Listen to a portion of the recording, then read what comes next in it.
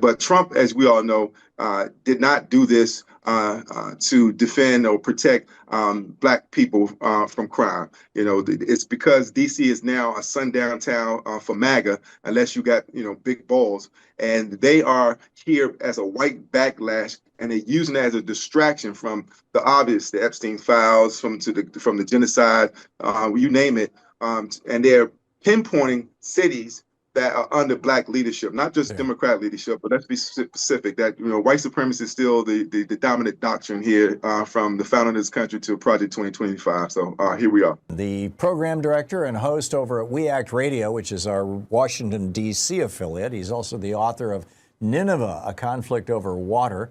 His website's Freeman for Congress, #4, Freeman, Freeman, #4, Congress.com, and weactradio.com. And on Twitter, it's We Act Radio, or at Black Lives Matter, or at Guerrilla Artist.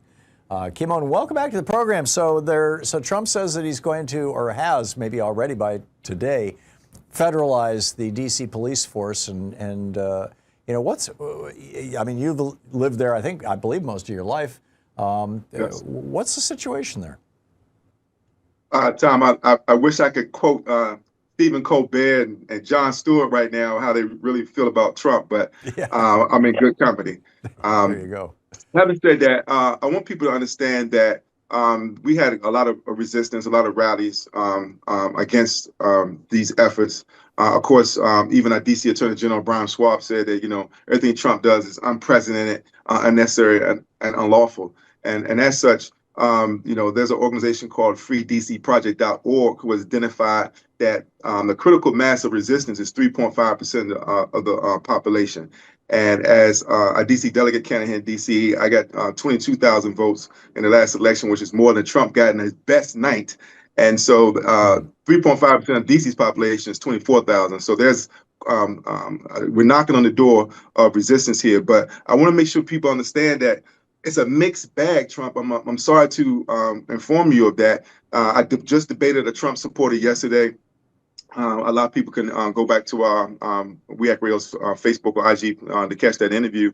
But apparently, there are just as many people who are in support and are welcoming the additional police, additional military force, because let's be clear, the majority of people who are victim of crimes in Washington, D.C. are Black people. Okay, but Trump, as we all know, did not do this to defend or protect Black people from crime. It's because DC is now a sundown town for MAGA, unless you got big balls, and they are here as a white backlash, and they're using it as a distraction from the obvious, the Epstein files, from the genocide, you name it, and they're pinpointing cities that are under Black leadership, not just Democrat leadership, but let's be specific that, white supremacy is still the dominant doctrine here from the founding of this country to Project 2025. So here we are.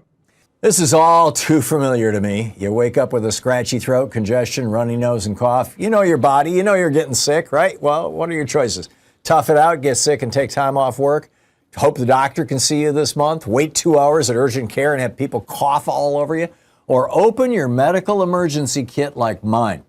I just match my symptoms to the doctor-recommended prescription, start at the right meds, and nip this thing in the bud right now.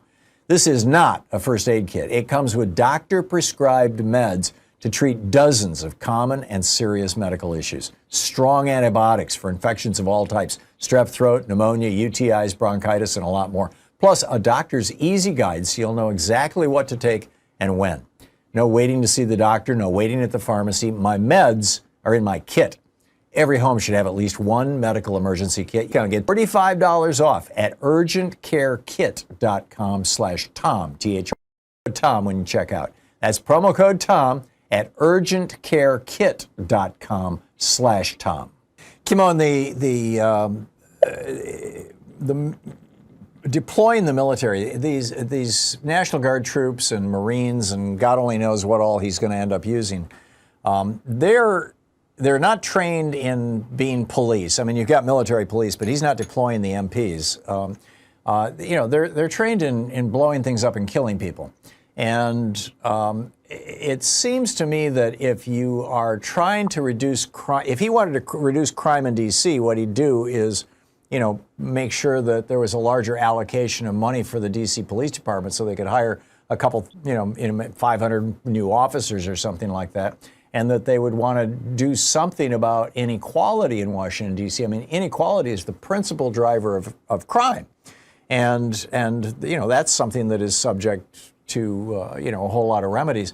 But instead of doing that, instead of doing policing, on, the stick or reducing poverty, the carrot, he's bringing out the troops. It looks, my take on this, Kimon, and I'd love to get your thoughts on it, is that the reason he's doing this is that he knows that at some point his march toward fascism is going to reach the point where people start to seriously resist. And they do so by showing up in the streets in large numbers. And he wants to have the military there to intimidate them so that they don't show up in the streets, or if they do, to create, the bloodbath or the fear of one, like, Kent State. What say you? Well, I'm glad you addressed some of the root causes of crime and violence, Tom. And real quick, I want to run down and reinforce what you said. Poverty in DC is like 40%. Gandhi and Martin Luther King said that poverty itself is violence. Malnutrition, if an undeveloped mind is devoid of 4 key nutrients, they are more prone to violent behavior. The vast majority of our children who live in poverty in this nation's capital are in what we call food deserts.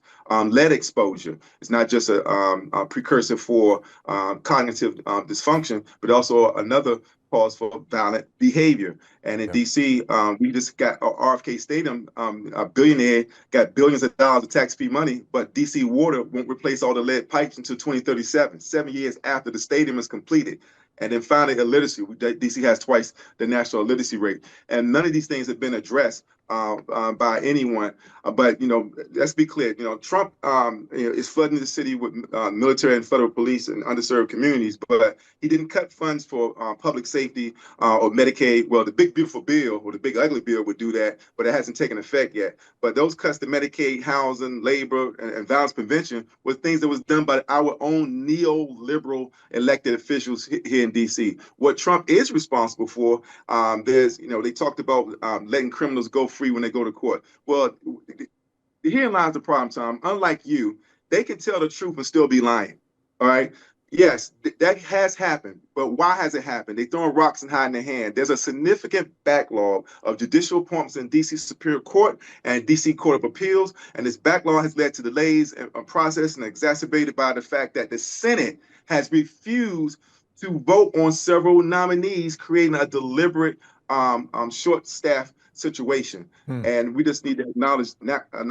There's a lot of things going on. I think Political Magazine said it best, that Trump 1.0 was the resistance. Trump 2.0 has been the acquiescence. And we have council members who have spent time at Mar-a-Lago. We have one council member as making overtures for a pardon because of his legal problems. We have a mayor who's completely capitulated, spent a quality time in Mar-a-Lago as well. And we need to acknowledge that this is the perfect storm.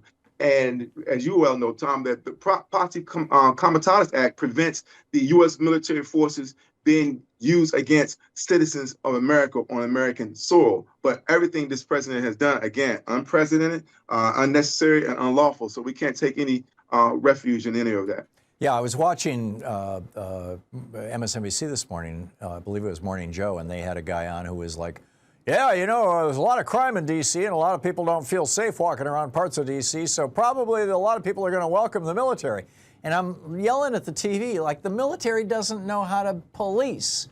And that has nothing to do with the root causes of this crime that is in D.C. or anywhere else in the United States or the world, for that matter. And it just blows my mind that anybody would think that the solution to crime is to bring in the army. I mean, it makes no sense, sir. Exactly. And what we don't want to do is have a repeat of what we've seen in New York, a young man by the name of Khalid Browder, who was a teenager who was picked up unlawfully. He was in prison for 3 years for a crime he didn't commit. And because of his traumatic experience there, he ended up committing suicide. So we can't have the military scooping up kids, whether they're guilty or not, and leaving them in incarcerated situations, as what the president's press conference has alluded to of doing, pretty much, lock them up and throwing away the key. None of this is new. Law and order spiel has been from Nixon to now. And I think everything you just said is correct, but unfortunately, it's kind of like the Walmart business model. There's a race to the bottom. Yeah. The nefarious business models that create lower prices, and poor people are going to run for it. So if these people have been, again, most victims of violent crime in Washington, D.C. are Black people, and some of them in their desperations are clinging to whatever they think is a sign of hope. And I think that this is the wrong way.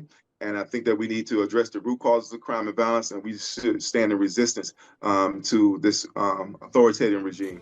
I'm with you. Kimon, do I have your right email or websites? Yes, Freeman number 4, Congress.com, and always weactradio.com. And we're proud to be the only station in Washington, D.C. that carries the good Tom Hartman show. And I'm a proud graduate of Tom Hartman University. God bless you. You're the great Kimon Freeman, the program director and host over at We Act Radio in D.C. Thank you, Kimon. Peace.